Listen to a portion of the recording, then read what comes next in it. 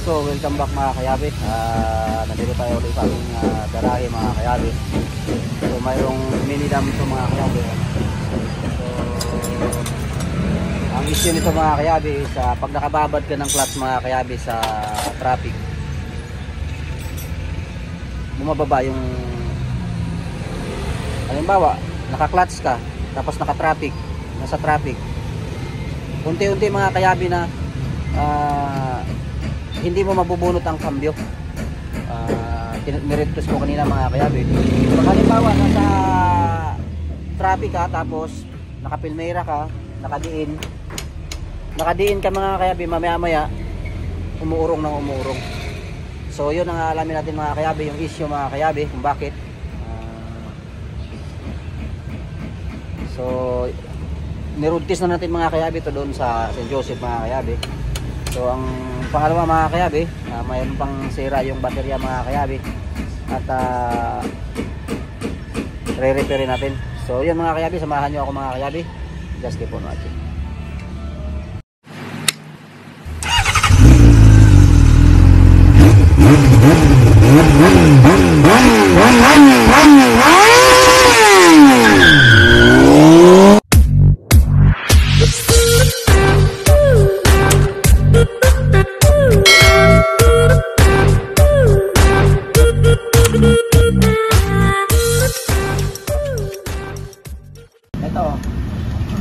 So yun mga kayabi, ayun o.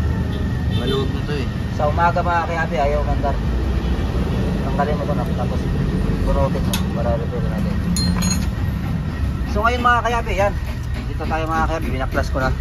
Pag nakakambyo ka, cambio pilmera, tapos nakadiin, pag nakababad ka sa traffic, tumitigas yung cambio, hindi mabubunot. So yun ang aalamin natin mga kayabi. Yung pressure niya mga kayabi, pag diin mo, unang diin, nagbubukas siya, napapasok yung cambio. Tapos pag nakababad, unti-unting nawawala ang pressure. So yun mga kayabi, is possible to. Kasi yung nasa ilalim mga kayabi, bago yun. Ako ang nagpalit nun mga kayabi ng ito. Nasa loob kasi yung clutch, secondary clutch ito mga kayabi. Ito pa, tanggal lang. Ayan mga kayabi, nandito sa loob. Bago yan, bagong palit yan. So ang naging possible problem natin mga kayabi is ito, papalitan natin to mga kayabi, tatanggalin natin to. Tapos kompleto to mga kayabi, itong assembly na to.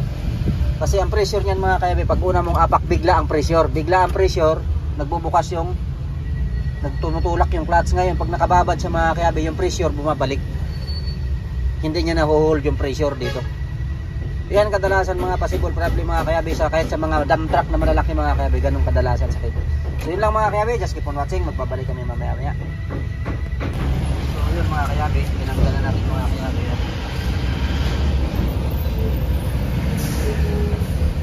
Ito yung mga kayabi oh. Ayan yung rubber niya mga kayabi, manipis na ayan oh. Ayan oh. Lumulusot na yung pressure dito mga kayabi. Kaya yun, pag inaapakan mo siya, unang apak, kasi mayroon pa siyang secondary. Ayan o. Nagkakaroon siya ng pressure, pero pag nakababad siya mga kayabi, bumabalik na yung pressure. Kasi ito, wala na, worn out na. Yun o, guma o. Ayan. Wala na yung guma. Ayan.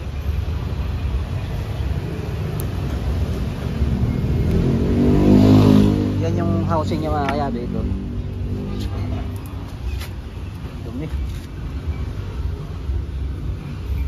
Japan pa to mga kayabi, original pa to, Japan to. Pero pwede pa siguro to mga kayabi, ibalik natin.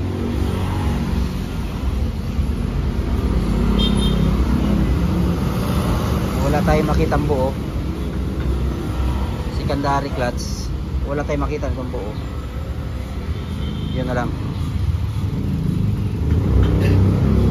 So yun mga kayabi, nakita natin mga kayabi kung ano nagiging possible na problema. Yan, nakita nyo naman yan o. Yan o. Wala na, manipis na yung mga kayabi o. Kaya yung pressure mga kayabi, pag nakababad ka sa clutch, bumabalik, bumababa siya, nawawala yung pressure pag nakababad ka. So ito ang possible talaga mga kayabi na nagiging problema. Primary clutch rubber cap. Rubber cap ang tawag nito mga kayabi. Master pagkasimple yan mga kayabi. So, pahanap tayo kay Darren G. So magbabalik kami mamaya mga kayabi, just ito naman. So yun mga kayabi, ang ginawa natin mga kayabi, nagsasawa natin mga kayabi, puno, ayan, binuhay natin. Gumawa lang tayo mga kayabi ng sombrero, tapos nilusaw natin asitin. Ayan, okay na yun mga kayabi, bumalik na sa dati yung pulo nya, yung pulo. Kasi lusaw na mga kayabi. So kapit natin. Ganun lang, basic lang mga kayabi. Nilusaw lang natin ulit. So yun mga kayabi, inaantay-antay pa natin mga kayabi yung ating clutch, primary clutch mga kayabi. 4M70 4M50 to mga kayabi, 4M50 engine. Yan. So ang ginawa natin mga kayabi, in-spot na natin to kasi tumiwaskag na yan doon eh. Yan, in-spot na natin. I-repair na natin yung battery. Yan, okay na. So clutch na lang tayo mga kayabi.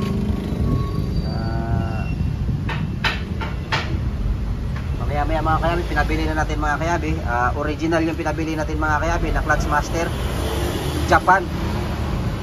Yun talaga yung wala tayong makukuhanan mga kayabi ng local mga kayabi. Sayang kung local ikakabit natin.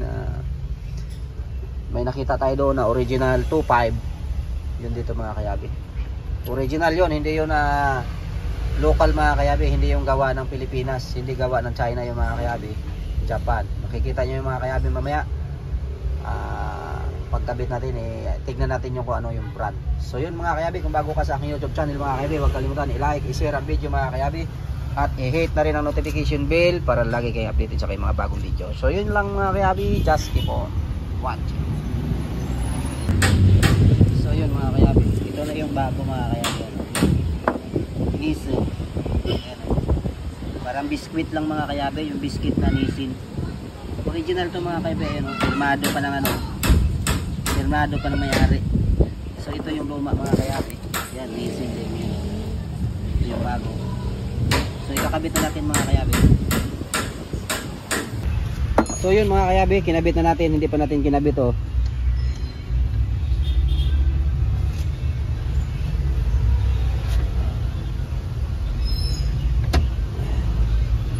Ngayon gagawin natin mga kayabi, papalabasin muna natin yung fluid gamit yung kamay natin. Bombahin muna natin, yan, bomba.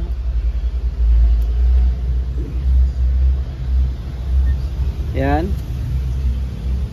Hawakan mo lang dito sa mga kayabi, dito sa bunganga para mag full pressure siya. Para hindi na tayo magbi-bleed sa baba. Ayan mga kayabi, may hangin, naririnig nyo naman, may hangin.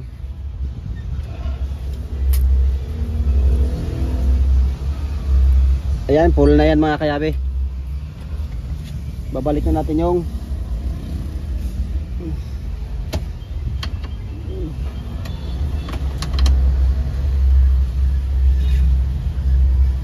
okay na yung 12.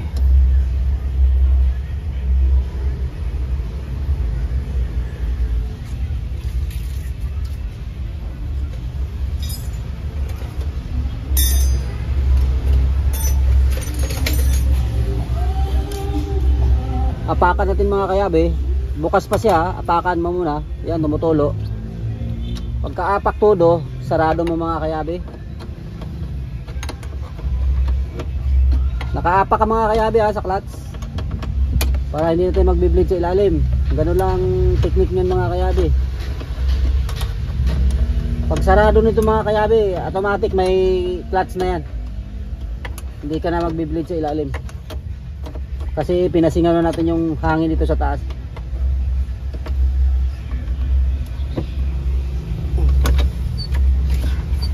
Mga kayabi, mayroon na matigas na kaagad. May clutch na kaagad. Kaya mga kayabe, subukan natin para makita nyo kagad mga kayabe na full pressure kagad siya. Yan o, matigas na kagad o. Panda rin natin para makita nyo kagad na full pressure na. Hindi na tayo nag-bleed mga kayabe ha. Yan lang tayo nag-bleed.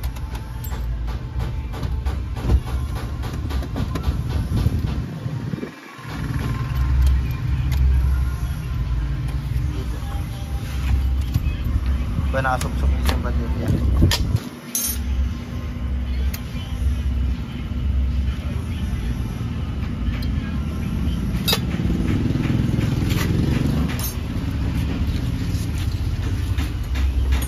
Patay na. So yun mga kayabe, banda rin natin. Walang bleed yan mga kayabe. Dito lang natin i-bleed yan. Dito lang sa taas.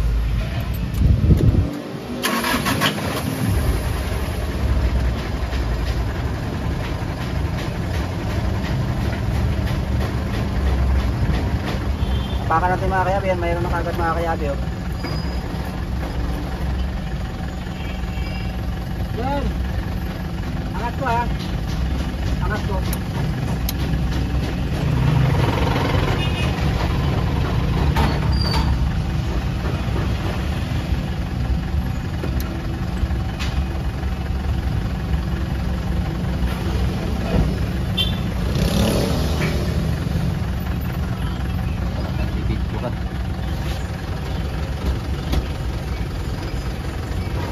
So yan mga kayabi ano.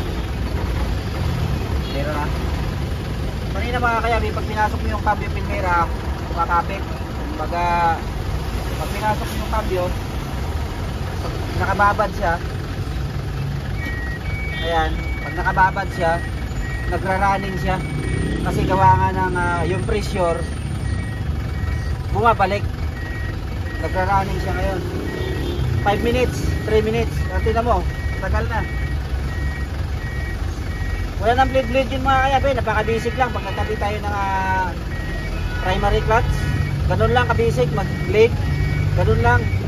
So dapat tumigas na yan mga kayabe. Ayan o. Primera. Yan. Pag mga 5 seconds mga kayabe nakababad ka, nagra-running na siya ng ganun. Nagra-running na siya. So yan mga kayabe, nakikita nyo naman mga kayabe o.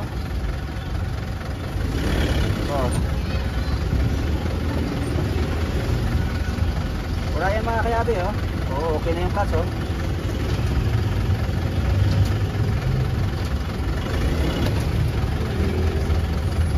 So yun lang mga kayabe, kung bago ka sa aking YouTube channel mga kayabe, huwag kalimutan i-like, i-share ang video mga kayabe, at i-hit na rin ang notification bell para lagi kayong updated sa aking mga bagong video. Shout out pala kay Kuya Dagol Kinis at saka kay asawa niya si Ate, paano ang asawa niya? Nora. Ate Nora Kinis. Kuya Dagol, shout out po sa inyo. Bulan lupa tulad po mga kayabe member ng Nagaron. Shout out din sa ating mahal na presidente ng TUDA, si Carlito Espinol mga kayabe. Maraming pong salamat. At sana gandahan pa natin yung pamumuno natin sa Bulan lupa TUDA. Bulan lupa daw siya mga kayabe. Maraming pong salamat. Just keep on watching.